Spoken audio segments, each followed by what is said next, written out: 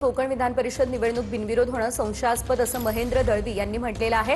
शिंदेंच्या शिवसेनेच्या आमदाराकडून हा संशय आता व्यक्त करण्यात आलेला आहे। एवढी मोठी निवडणूक बिनविरोध होणं याचा अर्थ ठीक आहे, संशयाला वाव नक्की मिळतं। विरोधक जे बोलतात त्या शेवटी ह्या सगळ्या प्रक्रियेमध्ये 6 सीट बिनविरोध आलेल्या आहेत महाराष्ट्रामधल्या। अपेक्षा निश्चित होती की कोकणाची निवडणूक झाली असते कदाचित, तर असं चित्र राहिलं नसतं। त्यांनी सुनेत्राताईंचं नाव विसरले ते स्वतःलाच राष्ट्रवादीचे वरिष्ठ श्रेष्ठ नेते म्हणायला लागलेत।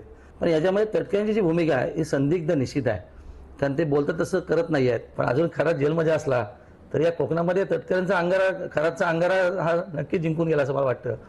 फार काय या वक्तव्याला मी किंमत देऊ इच्छित नाही। प्रत्येक जण आपापल्या वैचारिक पातळीनुसार बोलत असतो। प्रत्येकाची वैचारिक पातळी पाहत असतो लोक। अशा पातळीच्या बाबतीमध्ये मला काय फारसं काय बोलायचं नाही। मी निर्विवादपणाने गेले 45 वर्ष 40 वर्ष रायगडच्या राजकारणात लोकशाहीच्या माध्यमातून निर्वाचित झालेलो आहे। त्याच्यामुळे माझा राजकीय प्रवास कोण आयरे गैरे बोलते त्याच्यावरती राहिला नाही। आणि त्याच्यामुळे मी 5 वेळेला विधानसभा आणि 2 वेळेला लोकसभा, त्याही वेगवेगळ्या वातावरणामध्ये मी निर्वाचित झालेलो आहे। त्याच्यामुळे कोण काय बोलतंय त्याच्यावरचं माझं मत